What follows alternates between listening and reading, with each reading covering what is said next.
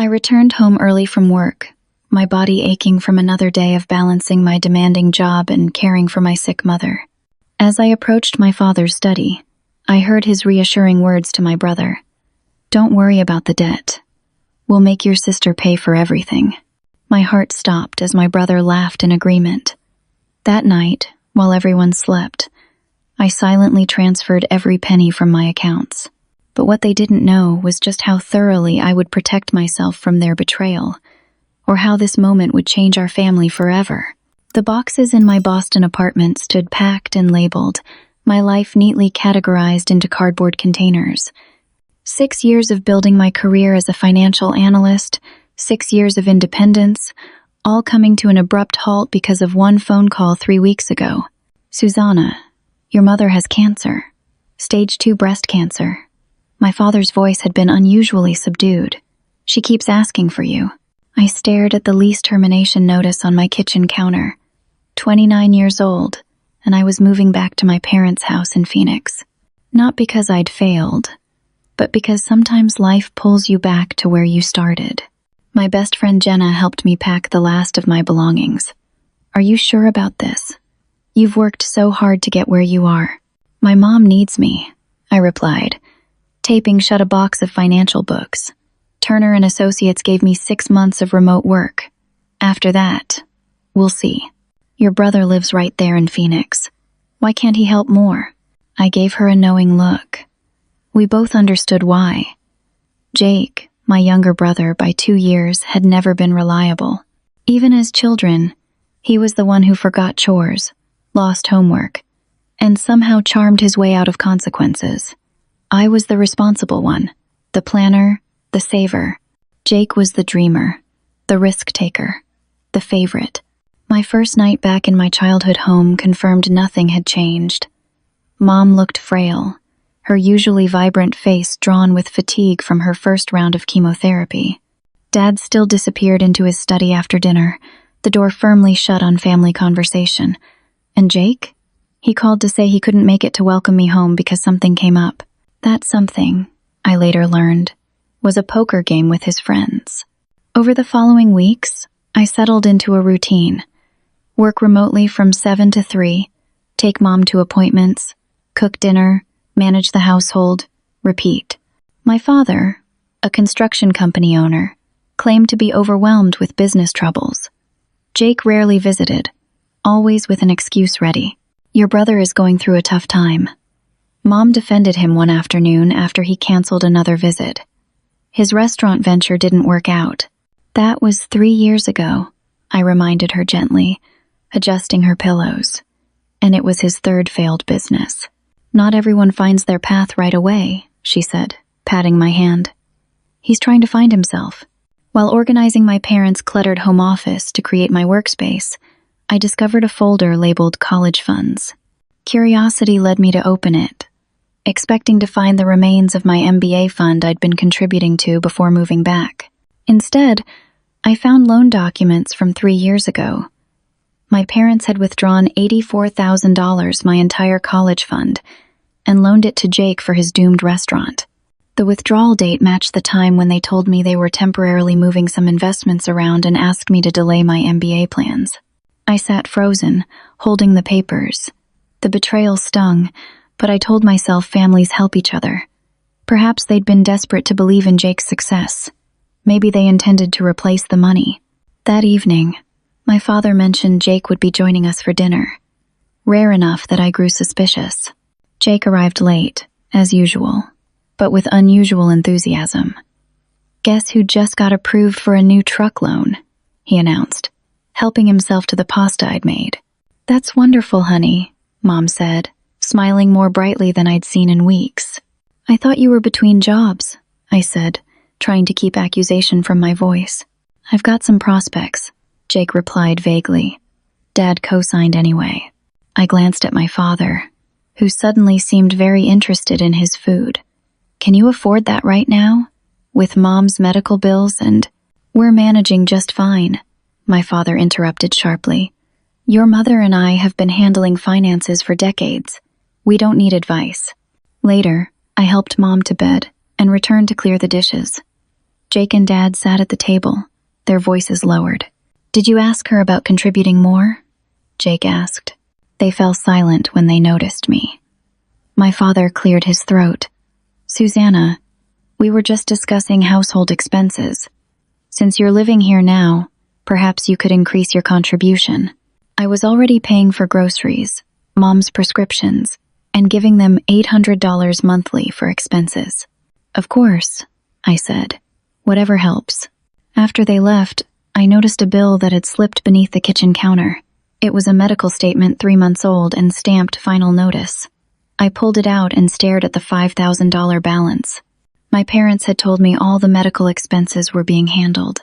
What else were they hiding? Over the next few weeks, I began noticing strange things. Mail would disappear from the counter before I could look through it. Credit card statements arrived addressed to me for accounts I never opened. When questioned, Dad vaguely mentioned helping me build credit years ago. One afternoon, while organizing Mom's medications, I found more unopened medical bills tucked into a kitchen drawer. 6 statements, all showing outstanding balances. Together, they totaled over $30,000. This discovery sent me reeling. Mom's cancer treatments weren't being paid for, despite my parents' assurances that their insurance and savings were covering everything. What was happening to the money I gave them each month? Where was Dad's income going? Jake continued his sporadic visits, each time with something new: expensive shoes, a designer watch, concert tickets. Yet whenever family finances came up, he'd lecture me about family duty. "You make good money, sus," he said during one visit. "The least you can do is help out while Mom's sick." "I am helping out," I replied. "I'm here every day. I pay for groceries, medications, and give Dad money monthly." He shrugged. "Yeah, but you've got all those savings from your fancy Boston job. Some of us haven't been as lucky." His comment left me uneasy. How did he know about my savings? I hadn't discussed my finances with anyone in the family. That night, I waited until everyone was asleep and crept into my father's study. The room felt like forbidden territory, unchanged since my childhood, when it was strictly off-limits. I found the filing cabinet unlocked. My father never expected anyone to invade his private domain. Inside, I discovered the truth piece by piece. Credit card statements with astronomical balances, second mortgage documents, loan applications, tax liens. My parents were deeply in debt, far beyond what medical bills could explain. Many of the debts predated Mom's diagnosis. More shocking were statements for credit accounts in my name. Accounts opened years ago without my knowledge. Some carried balances of thousands of dollars for purchases I never made. As I carefully returned everything to its place, my hands shook with a mixture of fear and anger. My family had been using my identity, my credit, my future as their financial safety net without my knowledge. The next morning, my mother had a good day. Her color was better, and she felt strong enough to sit in the garden. As we watched birds at the feeder, she squeezed my hand. "I don't know what we would have done without you, Susanna," she said softly. "Your father," she hesitated. "He doesn't handle worry well. Having you take over has been such a blessing." "Mom," I began carefully, "are you worried about money?" Her expression flickered before settling into a practiced smile. "Your father manages all that. He says we're fine, and I believe him. But the medical bills are being handled," she interrupted firmly. "Let's not spoil such a lovely morning." That afternoon, I drove Mom to her oncologist appointment. While she was with the doctor, I approached the billing department with one of the statements I'd found. "I'm concerned about these unpaid balances," I told the clerk. "I was under the impression the bills were being paid." The woman typed something into her computer. Her expression softened with sympathy. "I see several missed payments. Would you like to set up a payment plan today?" "How long has this been going on?" "The account has been delinquent for 7 months," she replied. "We've been trying to work with your parents, but 7 months, before I even moved home." While waiting for Mom after setting up direct payments from my account to the hospital, I noticed her oncologist's name on a chart. On impulse, I asked the receptionist, "When was my mother's first appointment here?" She checked the records. 14 months ago. Initial consultation with Dr. Winters. My blood ran cold. Mom was diagnosed 14 months ago? But I'd only learned about her cancer 3 months ago. They'd hidden her illness for nearly a year. When I helped Mom into the car, she noticed my expression. "What's wrong, honey? Why didn't you tell me you were sick when you were first diagnosed?" I asked, my voice barely controlled. Her face crumpled. "Your father thought. He said we shouldn't worry you, that we could handle it ourselves. For 11 months? Mom, the cancer progressed to stage 3 during that time." Tears filled her eyes. "The treatments were expensive. Your father said we couldn't afford them right away. He thought it might go away with the medications our regular doctor prescribed." She touched my arm. "Please don't be angry. He was just trying to protect everyone. Protect everyone except Mom. Protect the family finances, which I was increasingly convinced were in shambles due to my father's and brother's actions, not medical costs." That evening, Jake came by while I was preparing dinner. He headed straight to Dad's study, closing the door behind him. Their voices rose occasionally, fragments of conversation drifting down the hall. She has no idea. All those savings just sitting there. Her responsibility to the family. Later, Jake cornered me in the kitchen. "Dad says you've been asking questions about Mom's medical bills." "I found some unpaid statements," I replied, keeping my tone neutral. "Dad has a system. You're just complicating things." His system left Mom's treatments unpaid for months. Jake rolled his eyes. "Always the perfect daughter. Look, not everyone has been as fortunate as you. Some of us have had bad breaks.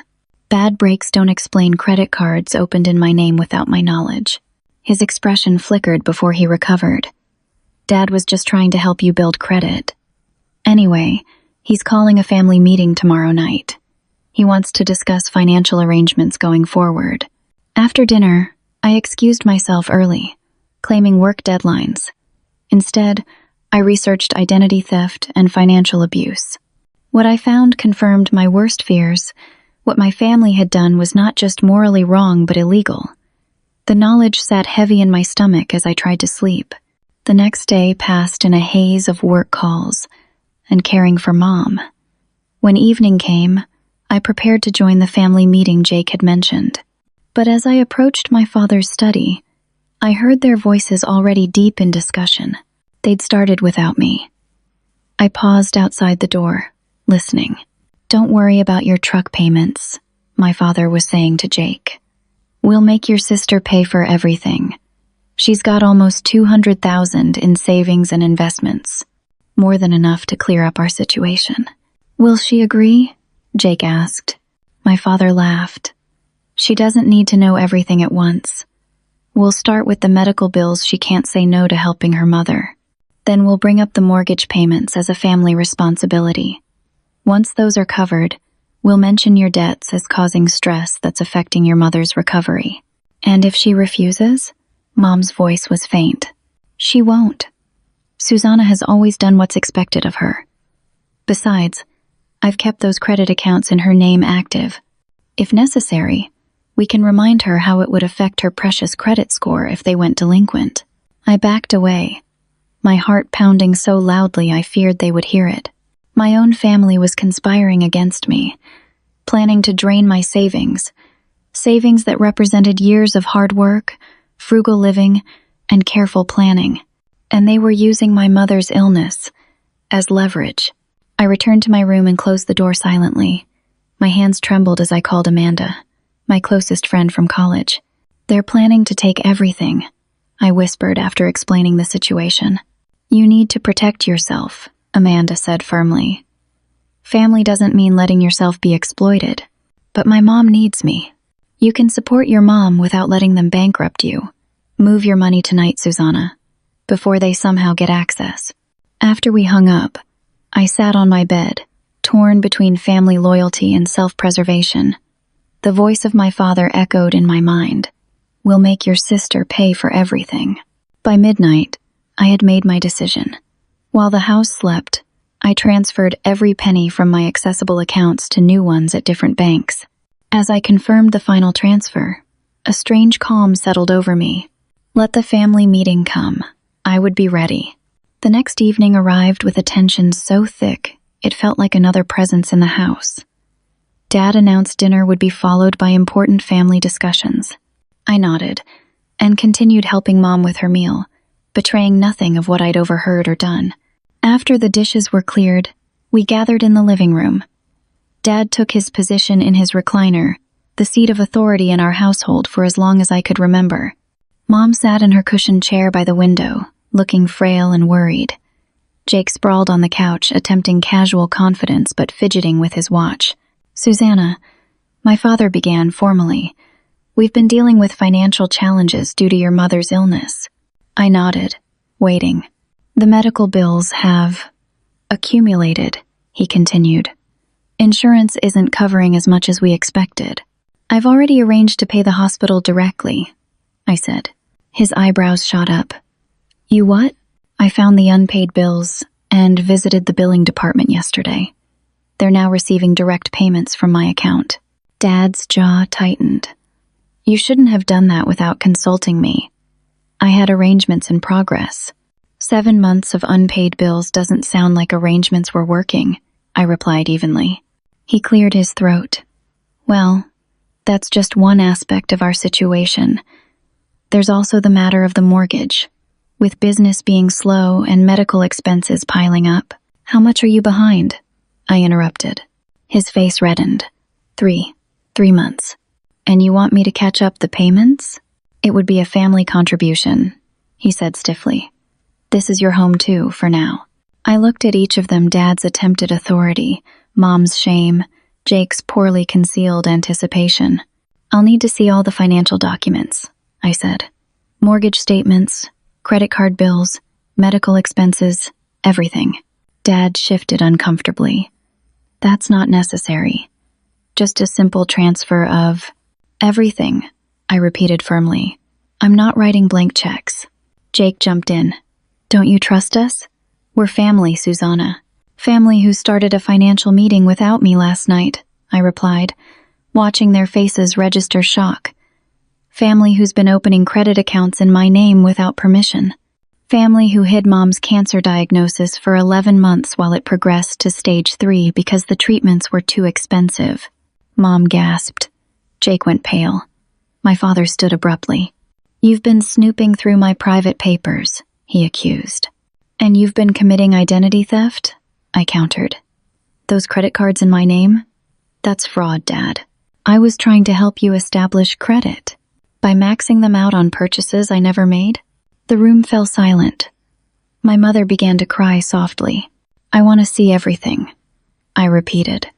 Now, what followed was 3 hours of financial archaeology, unearthing layer after layer of deception. The mortgage wasn't just 3 months behind, but heading for foreclosure. Credit cards, legitimate ones, and those fraudulently opened in my name carried balances totaling over $70,000. Jake's business failures had resulted in defaulted loans of $120,000, with my father as co-signer. But the most devastating discovery came when I found medical records with the financial documents. My mother's first symptoms had appeared over 2 years ago. Her doctor had recommended immediate testing, but my father had convinced her to try alternative treatments first, saying they couldn't afford extensive medical care. By the time she finally received proper diagnosis, the cancer had advanced significantly. Her prognosis, while still hopeful, was more guarded than it might have been with early intervention. I stared at my father across the paper-strewn coffee table. "You delayed Mom's treatment because of money?" He couldn't meet my eyes. I thought it was just a scare. The business was already struggling. "Because you were supporting Jake's failed ventures and gambling habits?" Jake shot to his feet. "That's not fair. I had bad luck. And—" "Stop it." Mom's voice cut through the argument. We all turned to look at her. Her face was tear-streaked but resolute. "No more lies. Susanna deserves the truth." She looked at me with profound sadness. "Your father and brother have been planning to use your savings to solve their financial problems. They've discussed it for months, even before you moved home. When I objected, they said you owed it to the family after all we've done for you. Her honesty stunned us all into silence. I was wrong to stay silent, she continued. I was afraid of your father's anger, of losing Jake's affection, of you leaving us to handle this alone. But watching you work so hard while they plotted, I can't be part of this anymore. My father recovered his voice. Linda, you're overwrought. The medications. Stop dismissing me, Frank, she said with unexpected firmness. This is why we're in this mess. You never listen.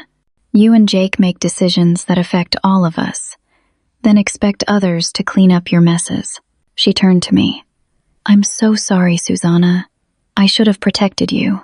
I moved to sit beside her, taking her hand. It's not your job to protect me anymore, Mom. But we do need to figure out where we go from here. Jake stood, his face hard. This is ridiculous. You've always been Dad's perfect daughter, and now you're acting like we're criminals just for asking for help. I've been helping, I replied. But there's a difference between helping and being exploited. My father gathered the papers, his movements stiff with anger. I think we've said enough for tonight. We're all tired and saying things we don't mean. Actually, I said, I have one more thing to say. I've moved all my money to new accounts. Any financial assistance from now on will be on my terms, with full transparency. His face darkened. You did what? I protected myself, I said, rising to face him. And I'll continue paying for Mom's treatments directly. But I won't be covering Jake's gambling debts or truck payments or bailing out decades of financial mismanagement.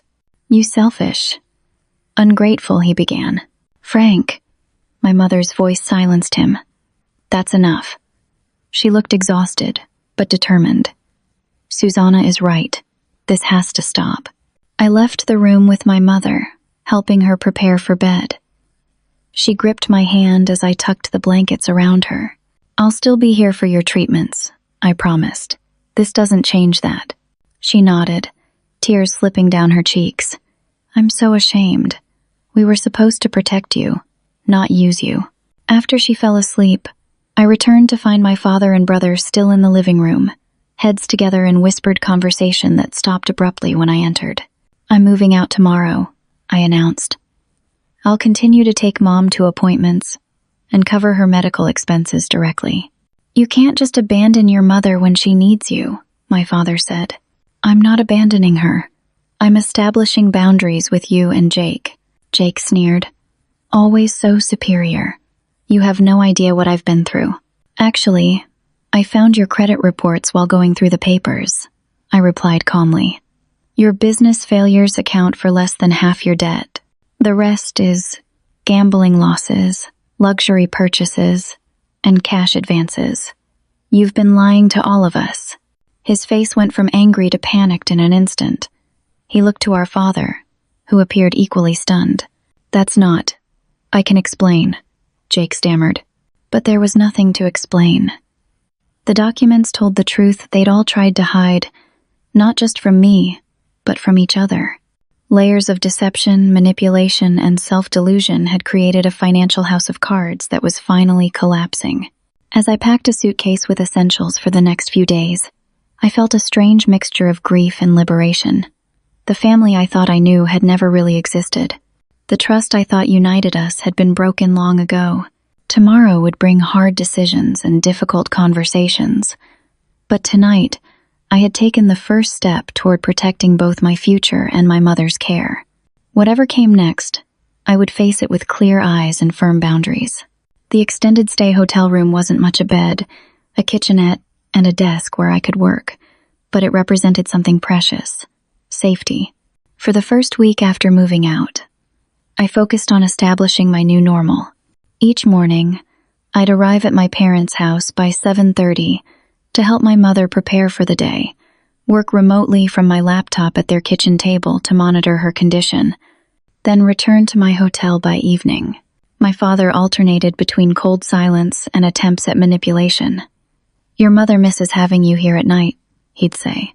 Or, this arrangement is causing unnecessary strain on all of us. I remained firm. My assistance hasn't changed, just my sleeping location. Meanwhile, I began systematically building protections around my finances and identity. My friend Sarah, who practiced family law, advised me over lunch at a cafe near my hotel. "You're doing the right thing," she assured me, reviewing the notes I'd made. "What they were planning constitutes financial abuse, possibly elder abuse, given your mother's vulnerable state."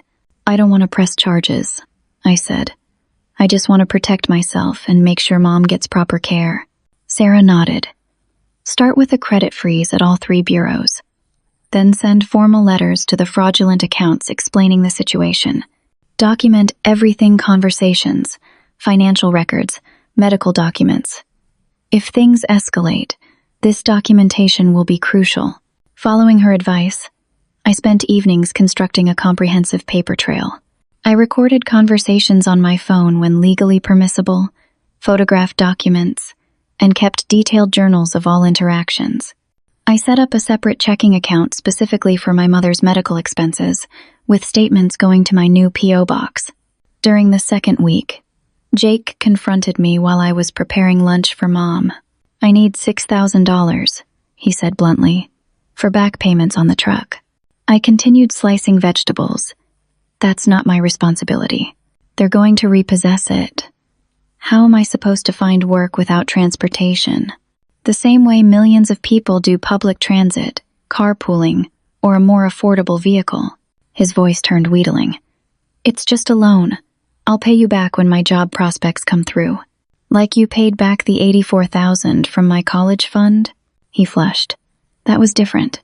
The restaurant would have succeeded if—" "No," I interrupted firmly. "No more loans, Jake." His expression hardened. "You know, Dad still has your birth certificate and Social Security card in his safe. It would be a shame if those went missing." The threat hung in the air between us.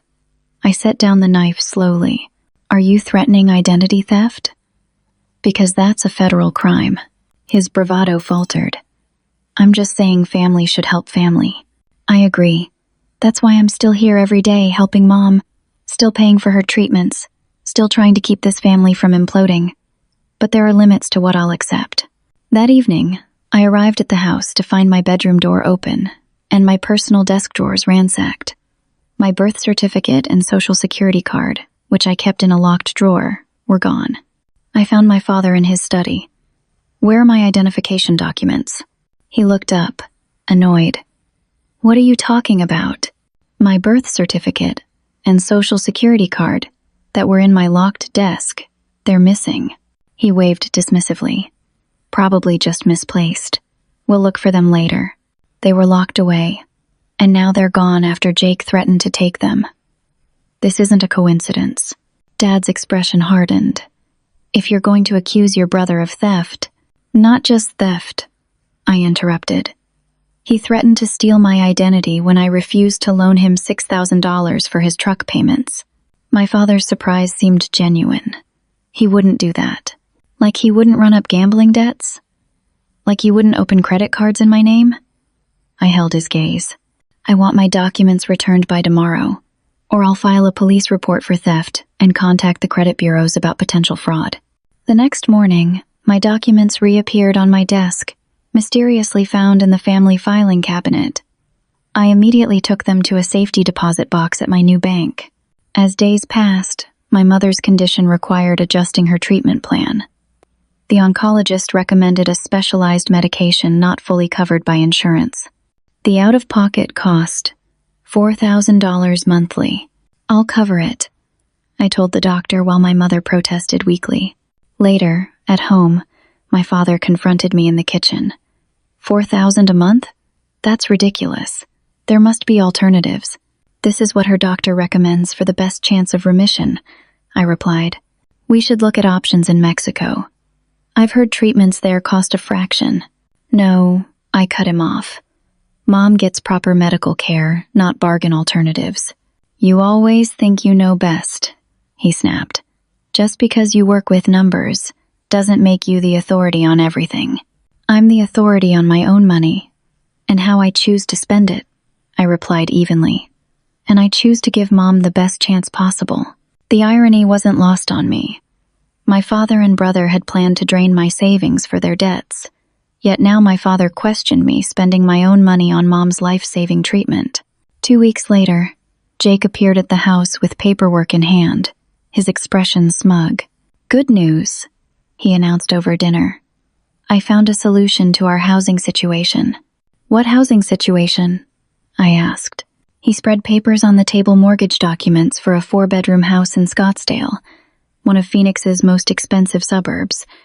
"With Mom's condition, we need more space. Single-level living, a pool for therapy, room for a live-in nurse eventually." He pointed to figures on the page. "I've been pre-approved with Dad as co-signer." I glanced at the numbers and felt my blood pressure rise. $350,000? With what income? "That's where you come in," Jake said smoothly. "Your credit score is excellent. And with your income..." "Absolutely not," I interrupted. "I'm not co-signing a mortgage for you." "Not for me," he corrected. "For Mom. For the family." I looked at our mother, who appeared confused. "Mom, did you ask for a new house?" "Well, no, but Jake said it might be easier for my recovery." "This isn't about Mom's recovery," I said, standing. "This is about Jake wanting a luxury home he can't afford." My father cleared his throat. "Susanna, we've all made sacrifices. It's time you contributed meaningfully to the family's future." The audacity stunned me. "I contribute $4,000 monthly for Mom's medications. I pay for groceries, household supplies, and her transportation to treatments. I've arranged my entire life around her care schedule. And yet, you refuse to help secure appropriate housing," Jake countered. I turned to him, anger finally breaking through my controlled facade. "You have a gambling addiction you're hiding from the family. You've been lying about where your debt comes from. The last thing you need is access to a home equity line of credit." His face went white. Our parents stared in shock. "That's a lie," he stammered. "I've seen your credit reports, Jake. Casino cash advances, online gambling site charges, payday loans." My father looked bewildered. "What is she talking about?" "Nothing," Jake snapped. "She's making it up to avoid helping." I pulled out my phone and showed them screenshots I'd taken of his credit records. $112,000 in gambling-related debt over the past 3 years, plus luxury purchases, designer clothes, electronics, weekend trips you claimed were business networking. Mom began to cry. Dad looked like he'd been struck. "You said the money was for business ventures," he said to Jake. "Some of it was," Jake protested. "The rest. I was trying to win enough to pay everything back. I just had a run of bad luck." 3 years isn't bad luck, I said quietly. "It's an addiction." The room fell silent except for Mom's soft weeping. Jake stormed out, slamming the door behind him. Dad sat heavily in his chair, looking suddenly old. I knelt beside my mother. "I'm sorry you had to find out this way." She squeezed my hand. I think part of me always knew. I just didn't want to see it. That night, after ensuring Mom was comfortable, I had my first real conversation with my father in weeks. We sat at the kitchen table, 2 cups of cooling coffee between us. "I didn't know about the gambling," he said, his voice hollow. "I thought he was building businesses." "You wanted to believe in him," I replied. "We all did." He stared into his cup. "Everything's falling apart. The construction company's barely afloat. The medical bills keep coming. Jake's debts." He looked up, his expression raw with vulnerability I'd never seen before. "I don't know how to fix this." "You start by facing reality," I said gently. "All of it. No more hiding bills. No more magical thinking that the next business venture will solve everything. And then we make a plan. A realistic one, based on actual numbers, not hopes or schemes." For the first time in my adult life, my father looked at me without judgment or expectation. Just a tired man acknowledging he needed help. "Will you help us make that plan?" he asked. I nodded slowly. "On one condition, complete honesty from everyone. About everything. No more secrets. No more manipulation." He extended his hand. "Agreed." As we shook hands, I knew this was just the beginning of a difficult journey. Trust, once broken, wouldn't be easily rebuilt. But it was a start, the first honest exchange in what felt like years. The next morning, I brought my laptop to the kitchen table and created a spreadsheet. We're going to list every debt, every expense, every source of income. No matter how uncomfortable, everything goes in. By evening, we had a complete picture of the family's financial situation. It was worse than even I had imagined, but no longer nebulous and overwhelming. The problems were quantified, categorized, and most importantly, in the open. Jake refused to participate at first, but after Mom personally asked him, he reluctantly joined us. His shame was evident as we added his debts to the spreadsheet. "I never meant for it to get this bad," he admitted quietly. "Addiction rarely announces its intentions," I replied, without judgment. "But recovery starts with honesty." With the full financial picture visible to everyone, we began constructing a realistic recovery plan. My father would need to sell his struggling business and find salaried work. Jake would need addiction counseling and a structured repayment plan. We would need to consider downsizing the family home, not upgrading to a luxury property. These were difficult conversations, filled with grief for lost dreams and uncomfortable accountability. But with each honest exchange, something shifted in our family dynamic. The manipulation and secrecy that had poisoned our relationships began to dissolve, replaced by something fragile but hopeful, a foundation of truth on which we might eventually rebuild trust. 3 weeks into our new transparency agreement, Mom's condition took a worrying turn.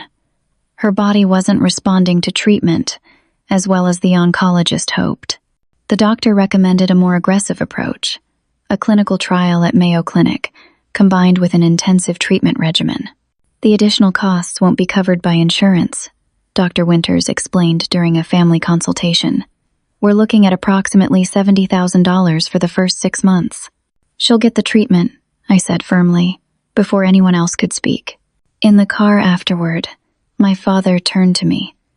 "We can't ask you to cover that amount alone. You're not asking. I'm offering. There must be other options," he insisted. "Payment plans, medical loans, fundraising." I sighed. "Dad, I can afford this. My investment portfolio is healthy, and Mom's life is more important than money." His eyes filled with tears, something I'd seen only twice before in my life. "I should be the one providing this. I'm her husband." The vulnerability in his voice touched me. This isn't about pride.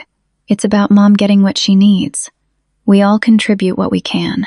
Something shifted between us in that moment, a quiet acknowledgement that our roles had changed. My father was accepting help rather than demanding it, recognizing his limitations rather than hiding them beneath bluster and schemes. The calm didn't last long. That evening, Jake arrived unexpectedly at the house, agitated and defensive. "The bank is foreclosing on my condo," he announced. "I need $40,000 by the end of the month, or I'm homeless." My father looked pained. "Son, we just committed to transparency. Why is this the first we're hearing about foreclosure?" Jake paced the living room. "I thought I could handle it. I had a line on some investments that would have paid off everything, but they fell through. More gambling," I stated, rather than asked. "Sports betting isn't gambling in the same way," he insisted. "It's strategic. I just had a bad streak." Mom, who had been resting on the couch, spoke up. "Jake, honey, you need help." "What I need is family who doesn't abandon me when things get tough," he snapped. The room fell silent. My mother's face crumpled, and I felt rage building in my chest. "Don't you dare speak to her that way," I said, my voice dangerously quiet. "Not after everything she's been through because of your selfishness." "My selfishness? You're sitting on hundreds of thousands while I'm about to be homeless. You created this situation," I replied. "Years of lies, manipulation, and irresponsible choices led you here. And now, when Mom needs expensive treatments to save her life, you're still thinking only about yourself." My father stood, That's enough, both of you. No, it's not enough, I continued, years of suppressed frustration finally breaking through. For my entire life, I've watched Jake receive endless chances, bailouts, and excuses, while I was expected to be responsible for everyone and everything. I moved home to help Mom, not to be your personal bank. Jake's face darkened. You've always been jealous of me. Dad's favorite daughter, perfect in every way. Looking down on...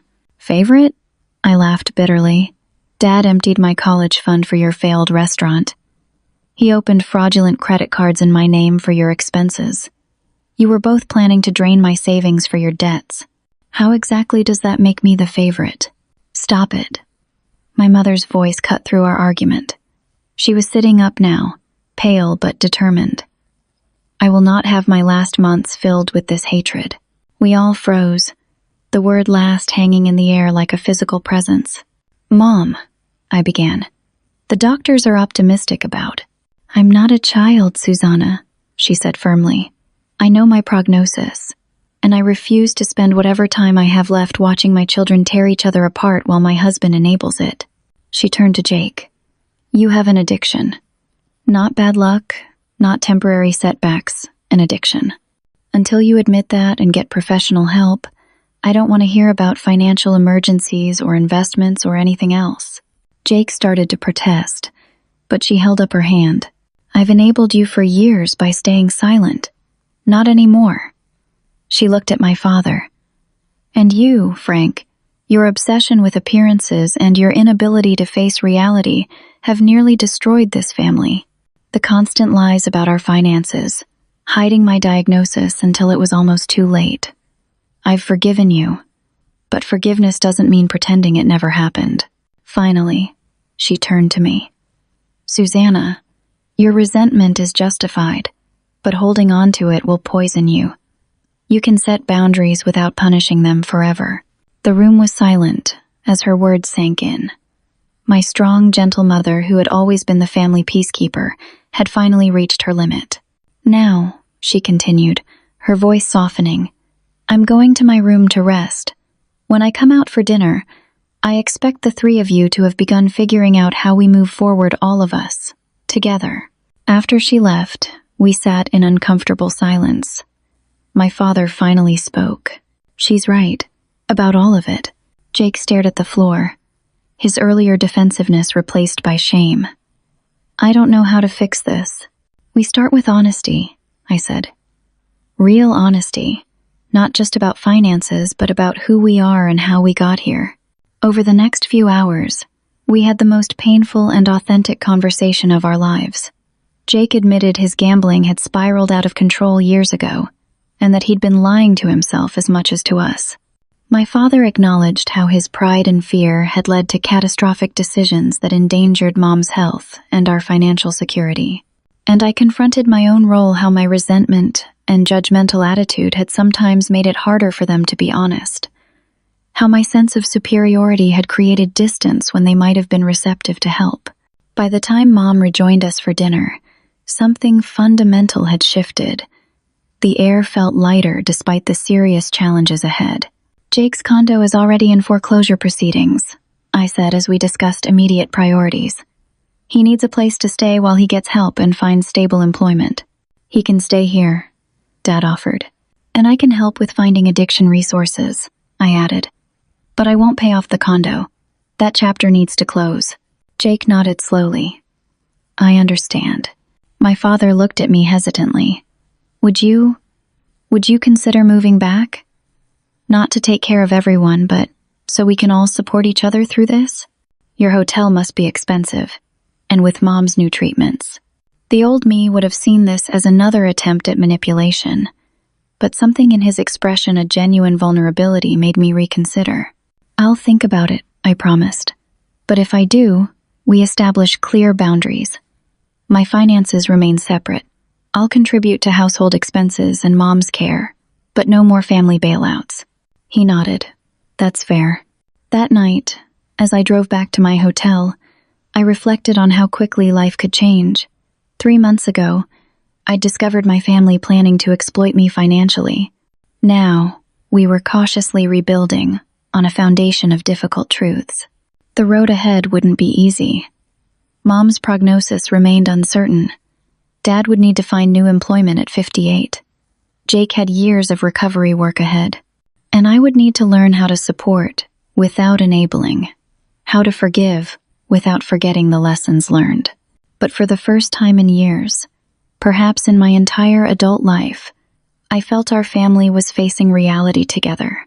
The painful honesty of the day had cleared away the festering secrets and lies that had kept us trapped in destructive patterns. 1 week later, I moved back home not as the family savior or sacrificial lamb, but as an equal participant in our collective healing. The journey would be difficult, with setbacks and challenges ahead, but we would face them in the light of truth, not in the shadows of deception. The first month after our family confrontation was the hardest. Jake moved back home and began attending Gamblers Anonymous meetings, his initial resistance giving way to reluctant acknowledgement of his addiction. Dad interviewed for positions that paid a fraction of what he'd earned running his own company, his pride visibly struggling with each rejection. And Mom's condition fluctuated day by day as her body adjusted to the experimental treatment. Some mornings she seemed almost her old self, energetic and hopeful. Other days, she could barely leave her bed, the medications ravaging her already weakened system. Through it all, I maintained my remote work schedule, though my performance suffered as family demands increased. My boss at Turner & Associates grew increasingly impatient with my distraction and missed deadlines. "I understand your situation is difficult," Lynn said during our monthly check-in call, "but we need reliability." The 6-month remote arrangement was already stretching our policies. "I know," I admitted, rubbing my tired eyes. "And I appreciate the flexibility you've shown. I'll improve my deliverables for next week." But the next week brought a medical emergency. Mom's temperature spiking to 103, requiring hospitalization for a serious infection. I spent 36 hours in the hospital, working from the waiting room when possible, sleeping in uncomfortable chairs, and missing a critical client presentation. The following Monday, Lynn's call was brief and to the point. "Susanna, we value your contributions, but this arrangement isn't working. We're willing to hold your position for another 60 days while you sort out your family situation. But after that, we'll need your full presence back in Boston, or we'll have to consider this a resignation." The ultimatum hit hard. My career, which I'd spent years building, was slipping away, another casualty of the family crisis. That evening, I sat alone in the backyard, allowing myself a rare moment to cry. The weight of everything: Mom's illness, Dad's unemployment, Jake's recovery, my career uncertainty crashed over me in waves of grief and exhaustion. "Susanna?" My mother's voice came softly from the patio door. She stood there in her robe, looking frail but determined, an expression of concern on her face. "Mom, you should be resting," I said, quickly wiping my tears. She eased herself into the chair beside me. "I heard you on the phone earlier, with your boss." I sighed. "Were you eavesdropping?" "The walls are thin, and you weren't exactly whispering." She reached for my hand. "You're sacrificing too much." "I'm doing what needs to be done. At the cost of the career you love." She squeezed my fingers. "I never wanted this for you. Some things are more important than careers," I replied. "Yes, but destroying your future isn't the answer. There must be balance." We sat in companionable silence, watching the sunset paint the Arizona sky in brilliant oranges and pinks. "I've been setting aside money for you," she said suddenly. "What?" She smiled sheepishly. "Just small amounts from my disability payments, hiding it in my sewing kit. I wanted to repay you somehow, to acknowledge what you've given up." The admission broke my heart. "Mom, you don't need to." "I know it's not much," she interrupted. "Just $1,200 so far. But it made me feel less helpless, less like a burden." "You've never been a burden," I insisted. "Maybe not to you," she replied thoughtfully. "But I've been one to myself, allowing fear to silence me when I should have spoken up." watching Frank and Jake make disastrous decisions while saying nothing. You were sick. They took advantage. I was complicit, she corrected gently. Not as actively as they were, but through silence and avoidance. I knew about the credit cards in your name. I suspected Jake's gambling long before you confirmed it. I chose the comfort of denial over the discomfort of confrontation. Her honesty stunned me. In all our family revelations, Mom had been positioned as another victim of Dad and Jake's financial schemes. I hadn't considered her role, however, passive in the deception. Why didn't you say anything? I asked. She looked away. Fear, mostly. Fear of your father's anger. Fear of losing Jake if we confronted his addiction. Fear of being alone if everyone turned against each other. She paused. And shame. How could I admit I'd allowed such things to happen under my nose? What kind of mother lets her husband steal from her daughter? Mom, let me finish, she insisted. I've had a lot of time to think lately. About the family we were, the patterns we created. Your father controlled through intimidation and manipulation. Jake learned to lie and charm his way out of consequences. I enabled through silence and peacekeeping. And me? I asked softly. You adapted by becoming hyper-responsible, the perfect daughter trying to balance everyone else's dysfunction. But carrying the weight of our family was never supposed to be your job, Susanna. She looked at me intently. It's still not your job. Her words penetrated defenses. I hadn't realized I'd built the identity I'd constructed around being the family fixer, the responsible one. Then whose job is it? I whispered. All of ours, she replied simply. Together, as equals, not you carrying everyone while we take. 2 days later, an unexpected crisis brought this principle to the test. Jake missed his Gamblers Anonymous meeting, didn't answer his phone all afternoon, and returned home past midnight with the unmistakable signs of having been drinking. Where have you been? Dad demanded. We were worried sick. Jake brushed past him. Out. Needed some air. You missed your meeting, I observed quietly. One meeting doesn't matter, he muttered. It does when you're in early recovery, I countered. What happened? Jake's controlled facade crumbled. I got rejected for another job today. 10th one in 3 weeks. Nobody wants to hire someone whose only experience is failed businesses and bar work. That doesn't explain drinking or missing your meeting, Dad said. Doesn't it? What's the point? I'm 30 years old living with my parents, unemployable, watching my mother fight for her life while my sister sacrifices everything. His voice broke. Maybe everyone would be better off if... Don't finish that sentence, Mom interrupted sharply, appearing in the hallway in her robe. Don't you dare. Jake looked at her, tears streaming down his face. I'm sorry, Mom. I'm so sorry for everything.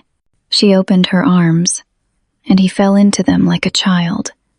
I know, baby. I know.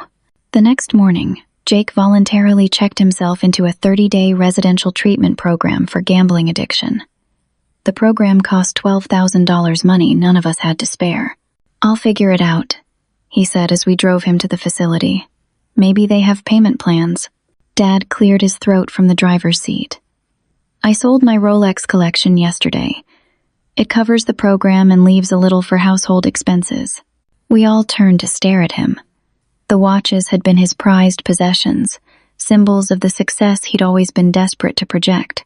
You sold your watches? Jake asked incredulously. Dad nodded, eyes on the road. They're just things. This is your life. It was a small gesture in financial terms compared to what I'd contributed, but symbolically, it represented a seismic shift.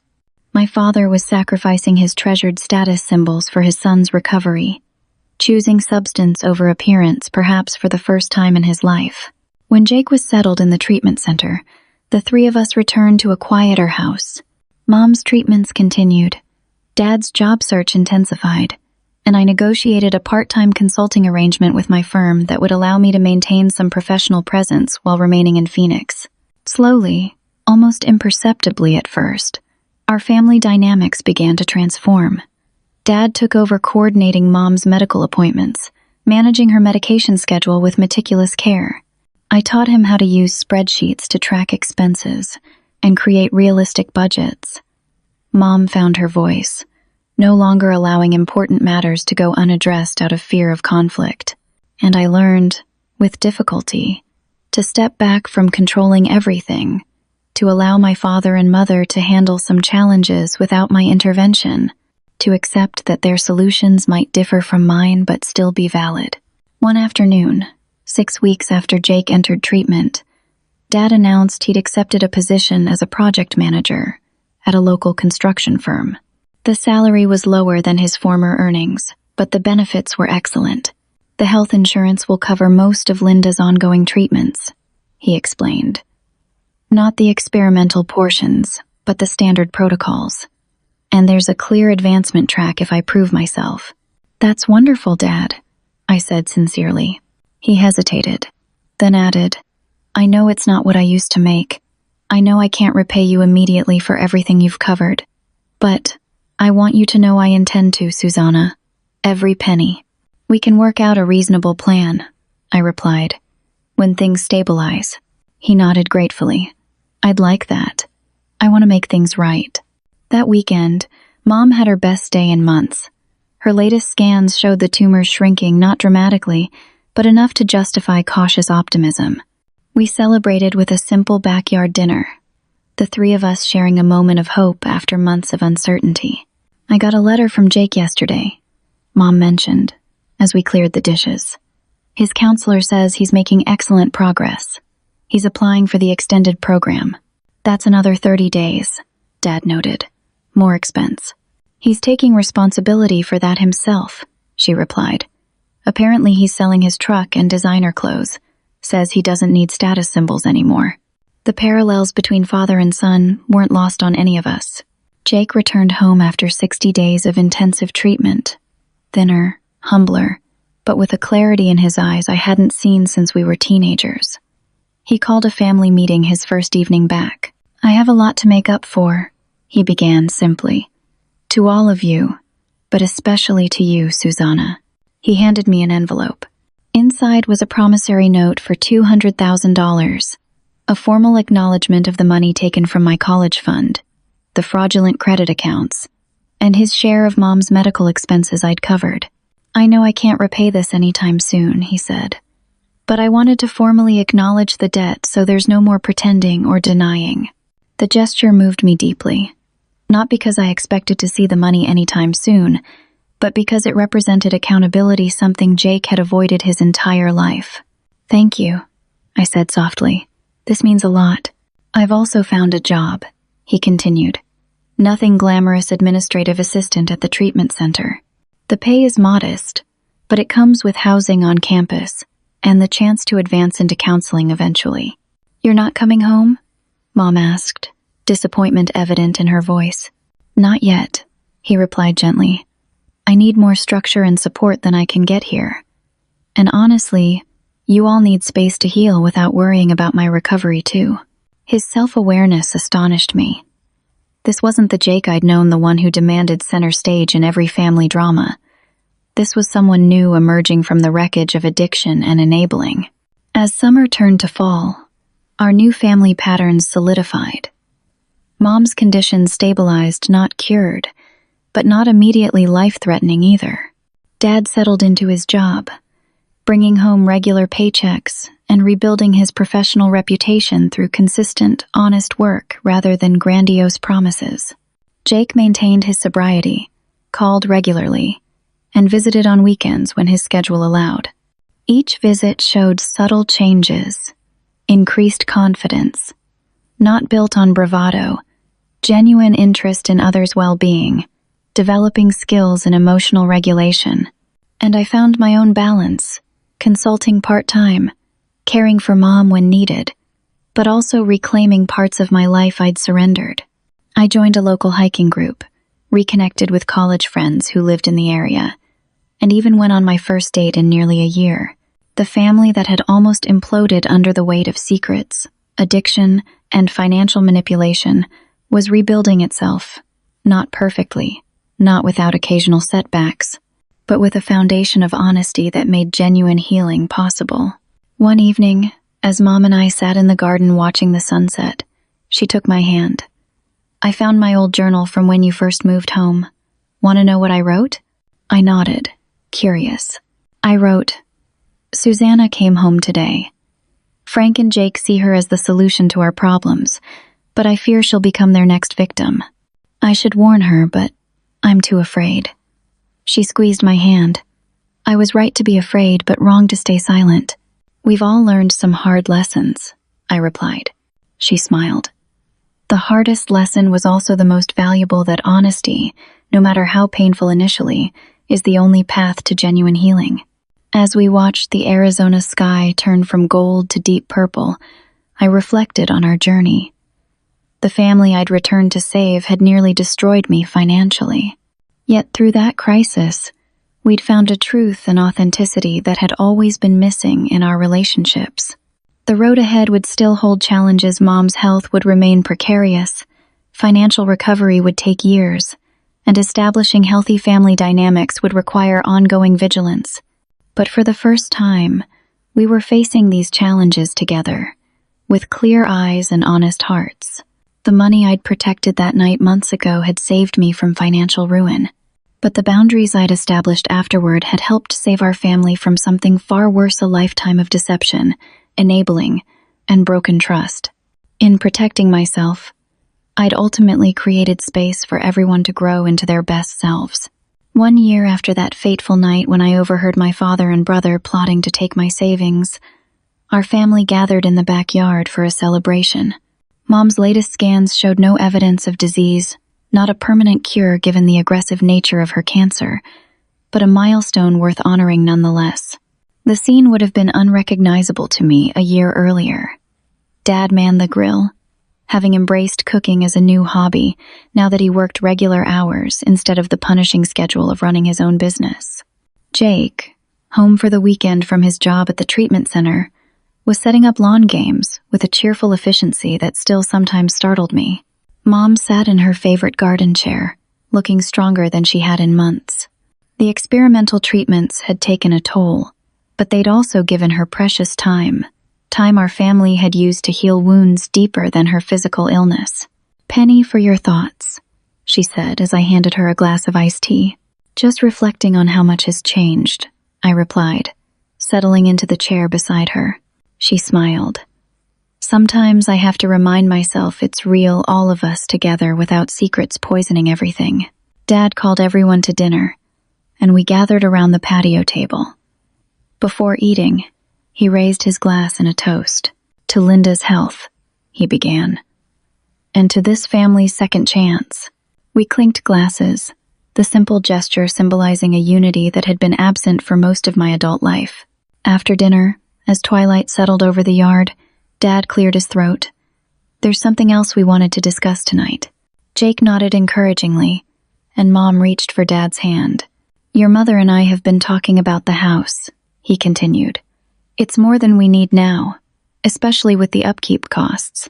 We've decided to sell and downsize to something more manageable." "That makes financial sense," I agreed. "There's more," Mom added. "We want to use part of the equity to begin repaying you, Susanna." I started to protest, but Dad raised his hand. "Please, let us finish. This is important to us." He pulled an envelope from his pocket and slid it across the table.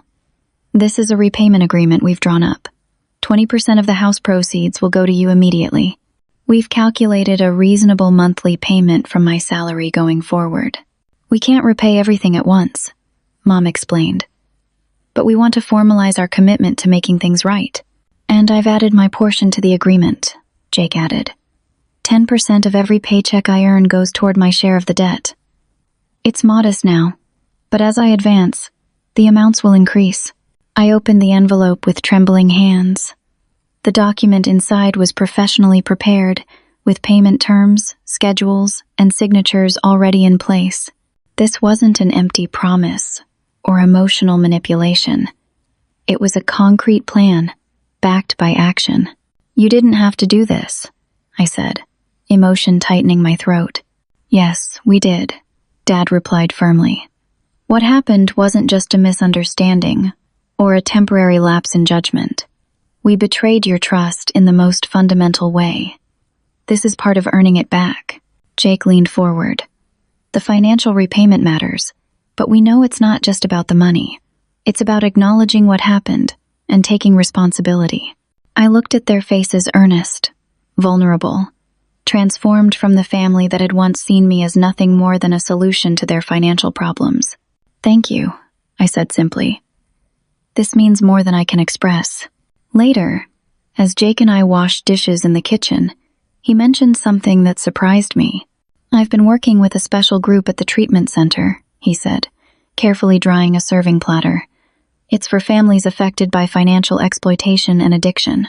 That's wonderful, I replied. He hesitated. Actually, I was wondering if you might consider speaking to the group sometime. Your perspective as the family member who set boundaries rather than enabling it could be really valuable. The request touched me deeply. I'd be honored.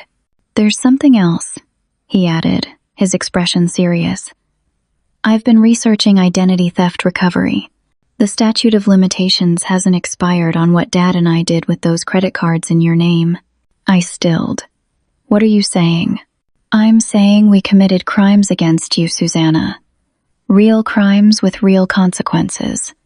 You would be within your rights to file reports, to seek legal recourse. I don't want to do that, I replied, surprised by the suggestion. I know, and that's your choice to make. But I wanted you to know that I recognize the seriousness of what we did. It wasn't just family drama or financial mismanagement. It was criminal activity that could have destroyed your future. His clarity about his actions without excuses or minimization showed how far he'd come in his recovery. Thank you for acknowledging that, I said. It helps more than you know. The following month brought more changes. My consulting work expanded to nearly full-time hours, but with the flexibility to remain in Phoenix. Dad received his first performance bonus at work. Jake was promoted to program coordinator at the treatment center. And Mom's strength continued to improve, allowing her to resume volunteering at the local library 2 mornings a week. We held a family financial meeting monthly, now reviewing budgets, discussing upcoming expenses, and tracking progress on the repayment plan. These meetings, once sources of deception and manipulation, had become opportunities for practicing transparency and mutual support. During one such meeting, Dad shared news that clearly made him nervous. I've been offered a position with a larger firm, he said. Better salary, more responsibility. But it would mean some travel. He looked at Mom anxiously.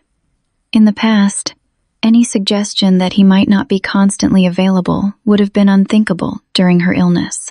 That's wonderful, Frank, she said sincerely. You should take it. But your appointments, the house maintenance, we'll manage, she interrupted gently. Susanna and I are perfectly capable of handling things when you're away, and Jake visits regularly now. I don't want to burden anyone, he insisted. It's not a burden to support each other, I pointed out. That's what healthy families do. They adjust and collaborate. The concept of interdependence rather than enabling was still sometimes difficult for my father to grasp. For decades, he'd operated in a world where people were either dominant or submissive, users or used. The middle ground of mutual support remained unfamiliar territory. Take the job, Dad, I encouraged. You've earned this opportunity.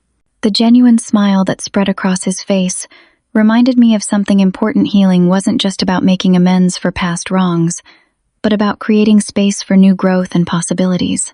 As summer approached again, I faced my own decision point. My consulting contract was ending, and Turner & Associates had offered me a permanent position, but it would require relocating back to Boston. You should take it, Mom said when I shared the news during our weekly mother-daughter lunch. Your life is waiting for you. But what about your treatments? The family arrangements we've established? She patted my hand. Honey, you came home in an emergency and stayed through a family crisis. But the emergency has passed, and we're managing the rest. It's time for you to reclaim your own path. I don't want you to think I'm abandoning you, I admitted. Setting healthy boundaries isn't abandonment, she replied, echoing words I'd once said to her. You've taught us all that. Now it's time to apply that wisdom to your own life. 2 months later, I stood in another apartment surrounded by boxes, but this time, I was unpacking in Boston rather than packing to leave. My return felt different, not a retreat to safety, but an advance into a future I'd chosen, carrying the lessons of the past year with me. Jake had helped me move, taking vacation days to drive across country with me.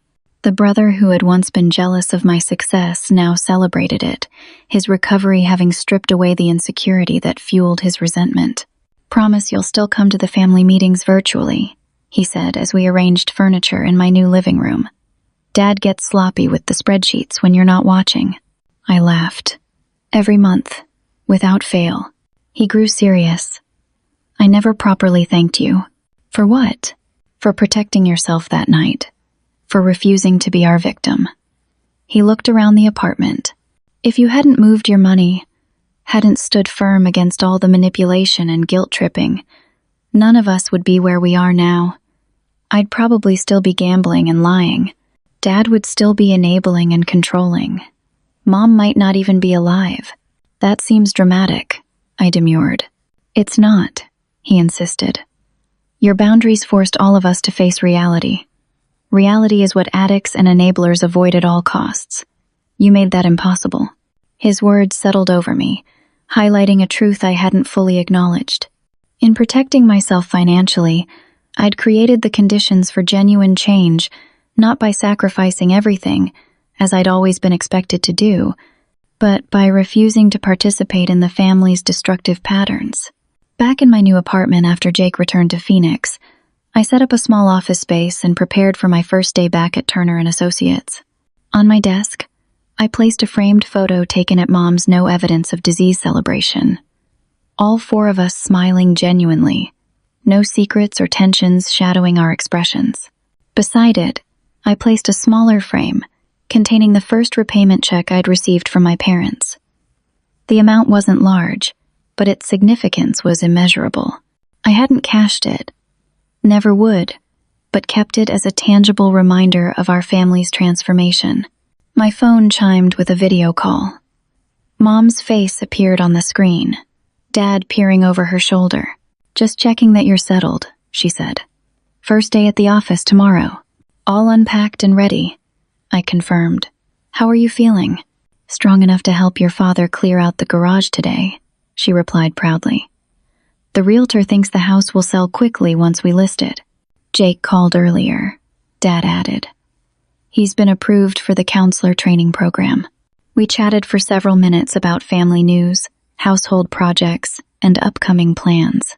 The conversation flowed easily, without the undercurrents of tension and deception that had once characterized our interactions. After we said goodbye, I sat looking at their faces frozen on my screen. The family that had nearly destroyed me financially had become something I'd never experienced before. A source of genuine support, rather than constant obligation. The journey had been painful, the confrontations difficult, the rebuilding slow. There were still occasional setbacks and misunderstandings, as we all learned new ways of relating to each other. Mom's health remained a concern that would require ongoing vigilance. But the fundamental dynamics had changed. Secrets had been replaced with transparency. Enabling had given way to appropriate support. Manipulation had yielded to honest requests. And my role had transformed from family savior to equal participant in our shared journey. The money I'd protected that night had preserved my financial future. But the boundaries I'd established afterward had helped create a foundation for authentic relationships based on respect rather than exploitation, on love rather than obligation. As I prepared for my first day back at the career I loved, I felt profound gratitude for the painful lessons of the past year. I had learned to protect myself without closing my heart. I had discovered that true family loyalty meant wanting the best for each other, not enabling the worst. And I had found that sometimes the most loving thing you can do for someone is to say no, creating space for them to find their own strength rather than remaining dependent on yours. The journey wasn't over. Recovery, personal, financial, relational, was an ongoing process.